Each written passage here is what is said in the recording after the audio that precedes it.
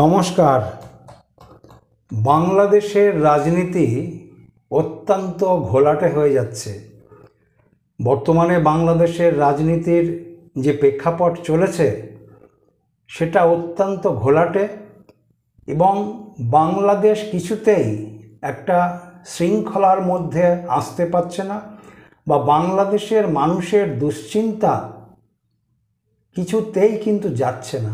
এই রকম একটা রাজনীতির প্রেক্ষাপট বাংলাদেশে চলেছে এবং গ্রহগত অবস্থানের মধ্য দিয়ে আমি বলতে পারি যেই সময়কাল এবং মহাকাশে গ্রহ নক্ষত্রগুলি যেরকম জায়গাতে অবস্থান করছে তাতে বাংলাদেশে কিন্তু যে কোনো সময় বড় কিছু দুর্ঘটনা ঘটতে পারে। বড় কিছু দুর্ঘটনা ঘটতে পারে বাংলাদেশে এবং পরিবর্তনও কিন্তু আসার সম্ভাবনা আছে এই ঘটনাবলীর মধ্য দিয়ে। সুতরাং বাংলাদেশ এক অগ্নিগর্ভ অবস্থার মধ্য দিয়ে চলেছে।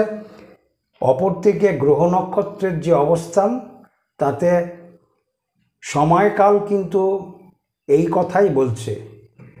বাংলাদেশের এই রকম একটা অবস্থার মধ্য দিয়ে রাজনীতির আঙিনায় শেখ হাসিনার পুত্র সজীব ওয়াজেদ জয় উনি কি রাজনীতিতে আসতে চলেছেন? রাজনীতিতে উনি প্রত্যক্ষভাবে যোগদান করছেন এবং আওয়ামী লীগের দায়িত্ব নিয়ে আগামী দিনে বাংলাদেশকে সঠিক পথে জয় কি আনতে পারবে? গ্রহ নক্ষত্রের অবস্থান কি বলছে? কেননা ইন্টারন্যাশনাল কতগুলো টিভি চ্যানেলে ইদানিংকালে কিন্তু সজীব ওয়াজেদ জয় একাধিক ইন্টারভিউ দিয়েছে এবং সেই ইন্টারভিউতেও কিন্তু উনি যে রাজনীতিতে আসছেন এরকম কোনো বক্তব্য উনি করেননি। কিন্তু গ্রহ নক্ষত্রের অবস্থানকে বিশ্লেষণ করলে এবং জয়ের এই বক্তব্যকে যদি এক জায়গাতে আনে তাহলে কিন্তু রাস্তা অনেকটাই পরিষ্কার হয়ে আসছে। শেখ হাসিনার পুত্র জয় বাংলাদেশের রাজনীতিতে যোগদান করছে এবং বাংলাদেশের আওয়ামী লীগের দায়িত্বের মধ্যে উনি নিজেকে আত্মনিয়োগ করবে। গ্রহ নক্ষত্রের অবস্থান এই রকম একটা জায়গাতে কিন্তু বলছে। যদি একটা জিনিস মনে রাখবেন, মায়ের হরোস্কোপে সন্তানের ভাব পাওয়া যায়, আবার সন্তানের হরোস্কোপে পিতামাতার ভাবও কিন্তু পাওয়া যায়। তাই শেখ হাসিনার হরোস্কোপকে আমি দেখেছি, শেখ হাসিনার বর্তমানে যেটা চলেছে সেটা কিন্তু ভাগ্যপতির প্রত্যন্ত দশা চলেছে। ভাগ্যপতির অর্থাৎ নবমপতির প্রত্যন্ত দশা। যদি নবমপতির দশা অন্তর্দশা প্রত্যন্ত দশা থাকে সেক্ষেত্রে সন্তানের, বিশেষ করে পুত্র সন্তানের অগ্রগতি এবং পুত্র সন্তানের অগ্রগতি পিতা বা মাতার অবস্থানেই কিন্তু এগোয়। অর্থাৎ পিতা বা মাতা যেই কর্মে নিয়োগ করে সেই কর্মেতেই কিন্তু অগ্রসর নেয় পুত্র সন্তান। সুতরাং অ্যাস্ট্রোলজিক্যালি গণনার মধ্য দিয়ে একটা জিনিস কিন্তু পাওয়া যাচ্ছে, এই সময়কালে জয় কিন্তু বাংলাদেশের রাজনীতিতে প্রত্যক্ষভাবে যোগদান করার সম্ভাবনা কিন্তু প্রচুর। এবং আমার গণনা অনুযায়ী খুব কাছাকাছি জয় কিন্তু বড়ভাবে উনি স্পিচ দেবেন, বক্তব্য দেবেন বাংলাদেশের বর্তমান রাজনীতির পরিপ্রেক্ষিতে। উনি কিন্তু অডিও প্রকাশ করবে, এটা কিন্তু আপনারা শুনতে পারবেন, কেননা সময়কাল কিন্তু সেই জায়গাটা বলছে। এবং একটা জিনিস স্পষ্ট, যেই ভূমিকা বঙ্গবন্ধু পালন করেছে বাংলাদেশের ক্ষেত্রে, যেই ভূমিকা শেখ হাসিনা পালন করেছে বাংলাদেশের ক্ষেত্রে, জয়ও কিন্তু তার মায়ের জায়গাটা অনুসরণ করবে। বর্তমানের গ্রহ নক্ষত্রের অবস্থান কিন্তু সেই জায়গাটাতে বলছে। একটা জিনিস মনে রাখবেন, আমি একটু মনে করেই দেই, আমি 2025-এর জানুয়ারি মাসে একটা ভিডিও প্রকাশ করেছিলাম। সেই ভিডিওটাতে হেডলাইনটা ছিল পৃথিবীর ঘটনাবলী 2025, মানে 2025-এ কী কী ঘটনা ঘটতে চলেছে। ওই ভিডিওটাতে আমি বলেছি মার্চ থেকে জুন এই সময়কালটা অত্যন্ত খারাপ। আবারও বলি, মার্চ থেকে জুন এই সময়কাল অত্যন্ত খারাপ। পুরো 2025টাই সাবধান, কিন্তু মার্চ থেকে জুন সবচেয়ে বেশি সাবধান। তার কারণ গ্রহ নক্ষত্রগুলি এই সময় জটিল অবস্থান নেবে। কি কি হতে পারে বলেছিলাম? বলেছি যে এশিয়া মহাদেশে যুদ্ধ লাগবে এই সময়কালে। তারপরে কি আমি বলেছিলাম?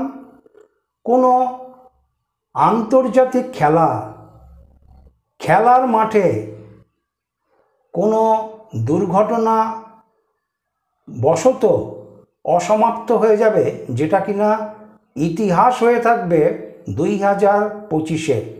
আপনারা দেখেছেন IPL বন্ধ হয়ে গেছে। যুদ্ধ চলাকালীন, খেলার মধ্যভাগে যুদ্ধ চলাকালীন হঠাৎ করে খেলা বন্ধ করে দিয়েছে। সুতরাং খেলার বিষয়েও আমার বক্তব্য লেগেছে, যুদ্ধের বিষয়ে আমার ভবিষ্যৎবাণী লেগেছে।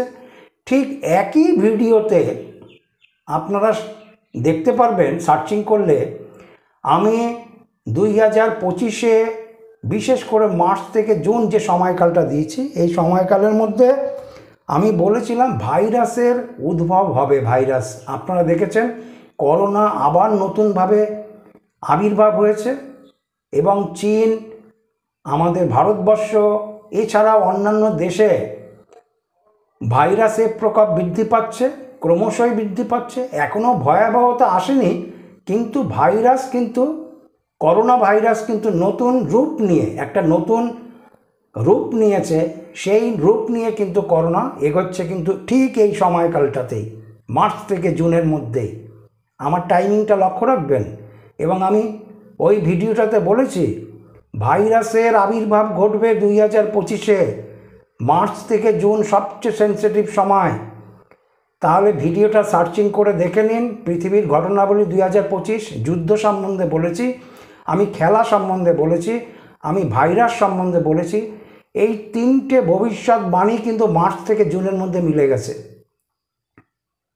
এই ভিডিওটার মধ্যেই আছে, আপনারা গেলে দেখতে পারবেন, রাষ্ট্রনায়কের আবির্ভাব হবে।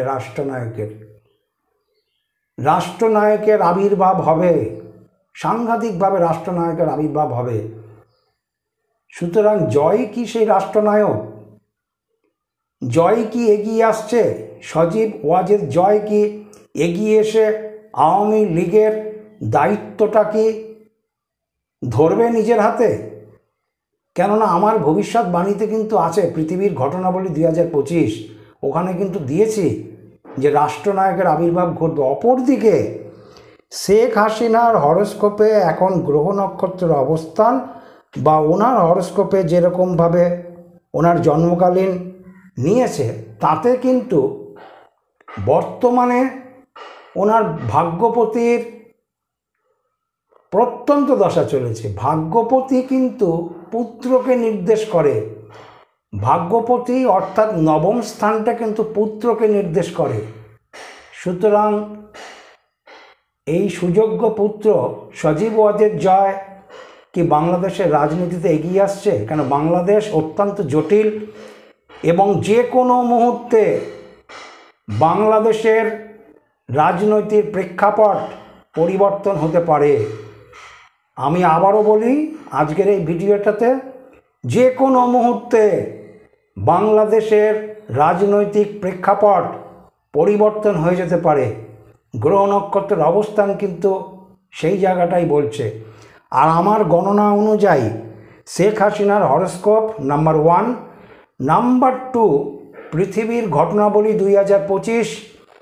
এই ভিডিওটাতে আমি প্রকাশ করেছিলাম রাষ্ট্রনায়কের আবির্ভাব হবে, সুতরাং আমার গণনা কি সত্যি হতে চলেছে? জয় কি সেই রাষ্ট্রনায়ক? জয় কি বাংলাদেশকে সঠিক রাস্তা দেখাবে? আমার চ্যানেলটাকে আপনারা ফলো করুন, শেয়ার করুন, লাইক করুন। আর অনুরোধ করব, পৃথিবীর ঘটনাবলী 2025 একবার সার্চিং করে পুরো ভিডিওটা দেখুন। যেই ঘটনাগুলি ঘটছে সেগুলি আমার ভবিষ্যৎবাণীর সাথে মিলেছে কিনা। নমস্কার, আপনারা সবাই ভালো থাকবেন।